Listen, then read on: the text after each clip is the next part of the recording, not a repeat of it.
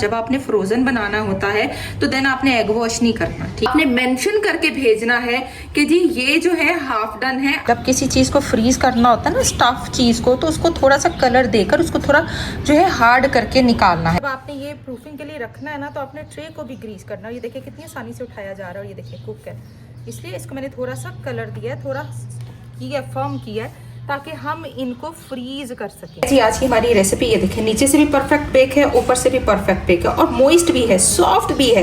देखें, अगर कोई ये मुझे कहे जी डबल अगर हम बेक करते हैं तो ब्रेड है हार्ड हो जाएगी, नहीं, तरीकाकार है, टेम्परेचर है। अस्सलाम वालेकुम जी, क्या हाल चाल है सबके? उम्मीद करती हूँ सब ठीक होंगे। मैं हूँ आपकी अपनी होस्ट शेफ नाजिया और आप देख रहे हैं chef live with chef Nazia. तो एक और एपिसोड के साथ आए हैं। पिछले 2 दिन में काम नहीं कर सकी, काम तो कर रही थी लेकिन वीडियो अपलोड नहीं हो सकी। एक तो इंटरनेट इशू, एक हेल्थ इशू, और क्योंकि जब बर्डन ज्यादा होता है काम का तो वीडियो एडिटिंग के साथ साथ जो होता है इसको प्रॉपर टाइम चाहिए होता है, इसकी प्रॉपर एसईओ करनी होती है, तो काफी टाइम ले जाते हैं। तो इंटरनेट भी मेरा इतना स्लो था कि 10 घंटे लगे मुझे एक एपिसोड को, यानी उसको अपलोड होने में।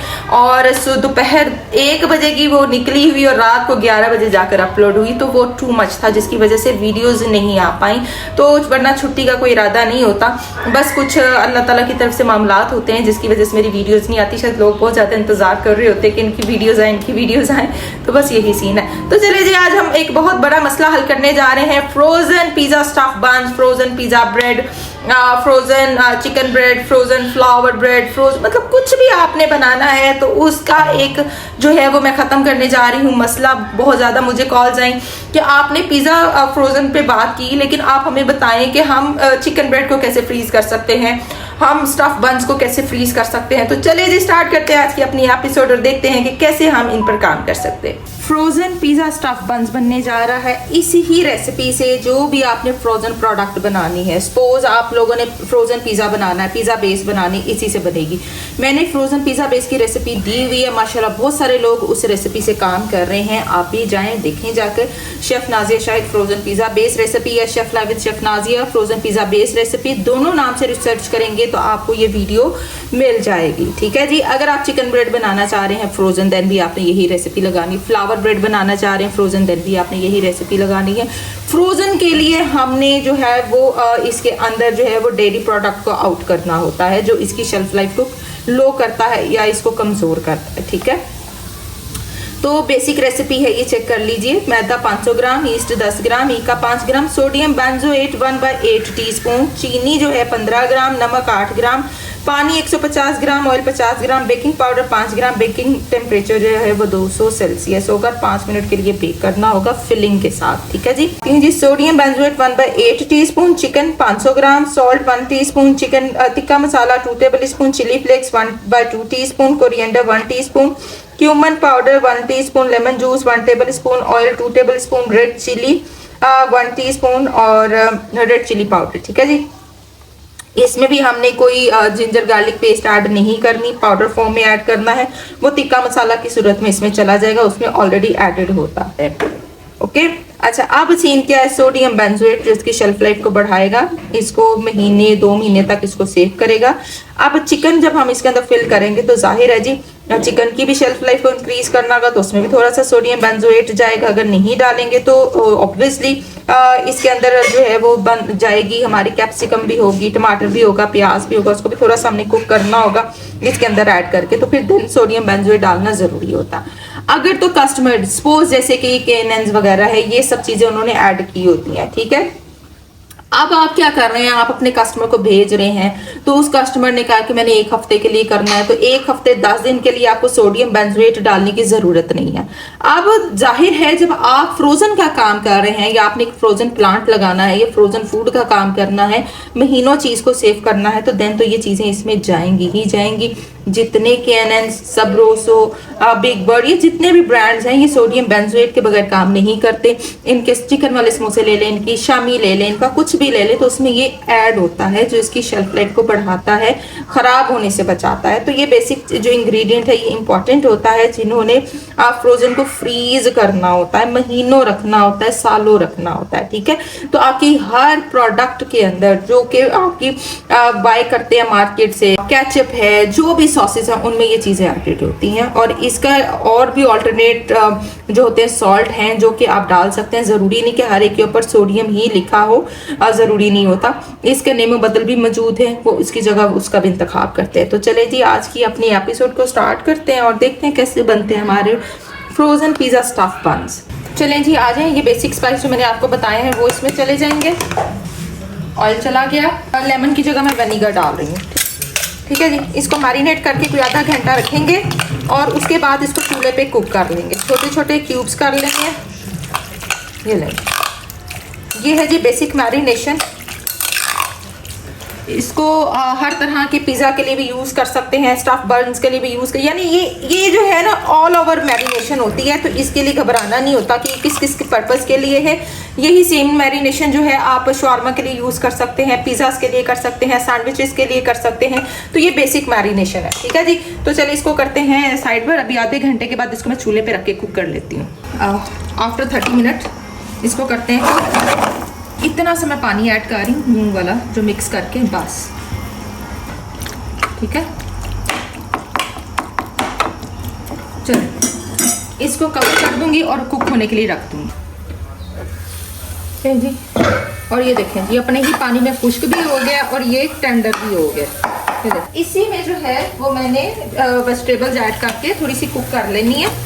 ठीक है, क्योंकि ये फ्रोजन है ना, जब आपने फ्रोजन करना है तो आपने थोड़ा सा वेजिटेबल को साथ ही कुक कर लेना है, ताकि जो पानी वगैरह उसने छोड़ना होता है ना, तो वो इसी में छोड़ के और वो पानी खुश्क हो जाए। ठीक है, तो ये आपने याद रखना है, इसी में आपने कुक कर लेना है और ज़्यादा गलाना नहीं है। ठीक है, ज़्यादा नहीं गलाना वरना वो अजीब सा ही हो जाएगा। बस 1-2 मिनट के लिए आपने कुक करना है ताकि वो ड्राई हो जाए जो इसका अपना पानी है।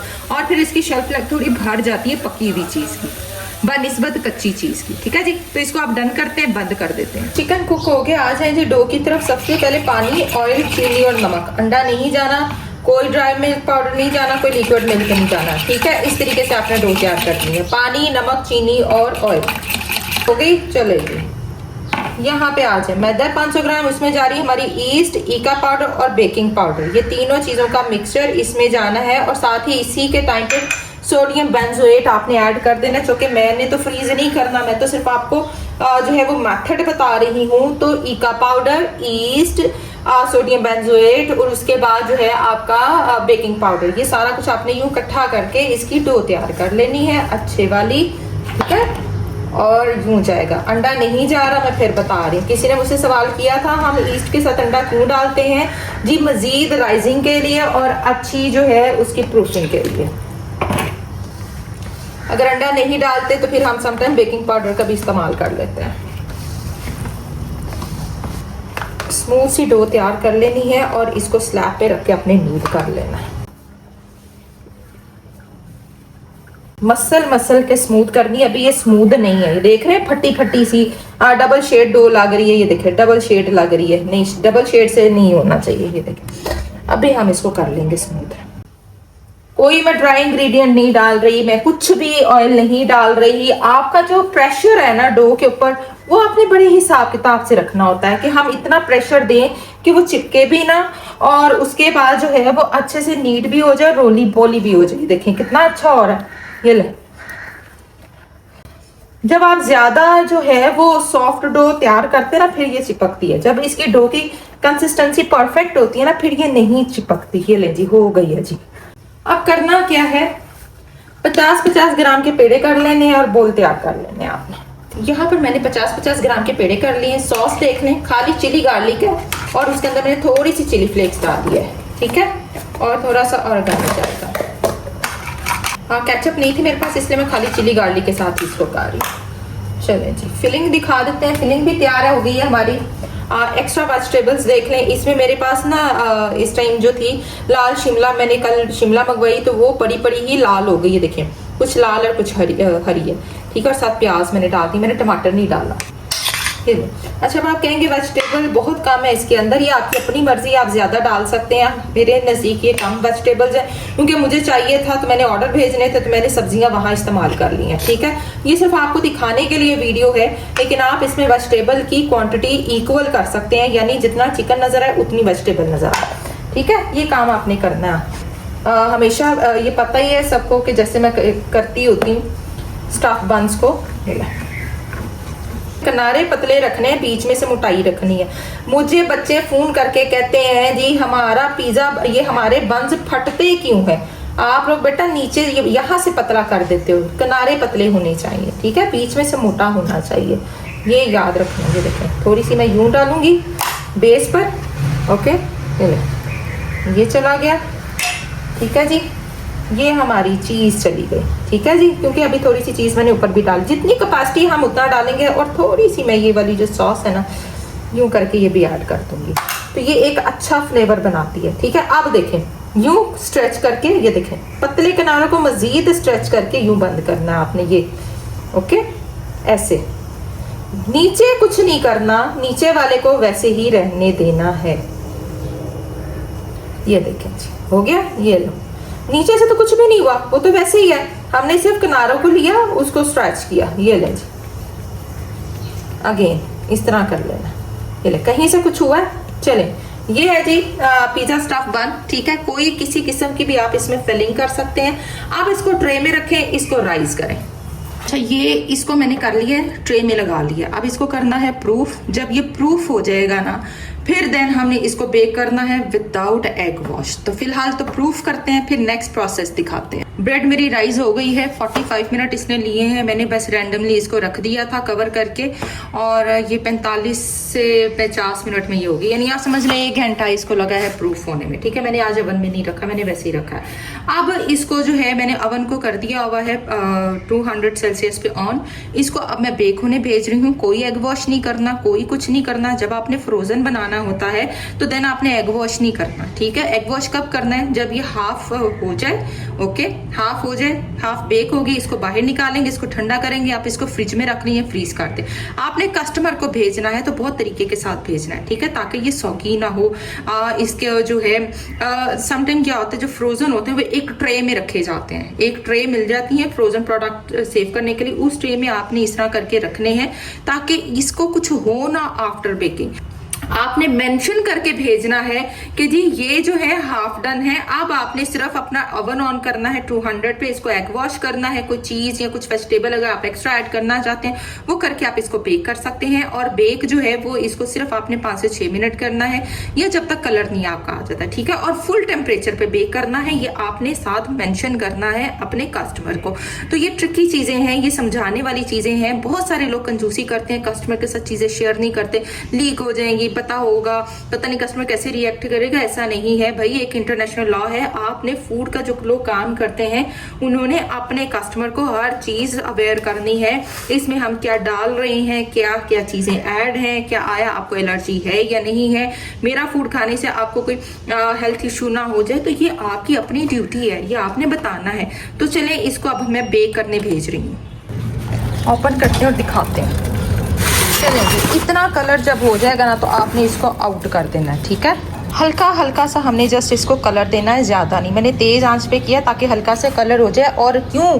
वो इसलिए कि इसको फ्रीज़ करना है। जब किसी चीज़ को फ्रीज़ करना होता है ना, स्टफ़ चीज़ को, तो उसको थोड़ा सा कलर देकर उसको थोड़ा जो है हार्ड करके निकालना है। अब मैंने इसके ऊपर करना है एग वॉश और फिर इसको करना है अगेन बेक। अब जो एग वॉश करना है वो सिर्फ एग यॉक के साथ करना है, एग वाइट के साथ नहीं करना, यानी खाली एग यॉक ले ले और उसके साथ अब आपने इसको एग वॉश करना है। अब देखें जी, अब कहेंगे बताएंगे, देखें आपने ट्रे को ग्रीस करना है, ओके। जब आपने ये प्रूफिंग के लिए रखना है ना तो आपने ट्रे को भी ग्रीस करना है। ये देखिए कितनी आसानी से उठाया जा रहा है, और ये देखिए कुक है, इसलिए इसको मैंने थोड़ा सा कलर दिया है, थोड़ा किया फर्म किया है ताकि हम इनको फ्रीज कर सकें। तो फ्रीज करना है बेसिकली, ठीक है, फ्रोजन है। अच्छा, अब देखें जब फ्रोजन हो गया आपने क्या करना है, इसको निकाल के बाहर रखना है, इसको एग वॉश करना है और देन जो है आपने अपना नेक्स्ट प्रोसेस करना है, ठीक है। ये देखें हल्का हल्का सा एग वॉश कर लें ताकि एक खूबसूरत सा कलर भी आ जाए। जिन लोगों ने फ्रीज करना है ये उनके लिए है। फिर बाद में आपने हल्का सा एग वॉश करके तो देन जो है आपने इसके ऊपर बाकी की चीज़ें लगानी है, जो भी लगाना है वो पहले नहीं करना।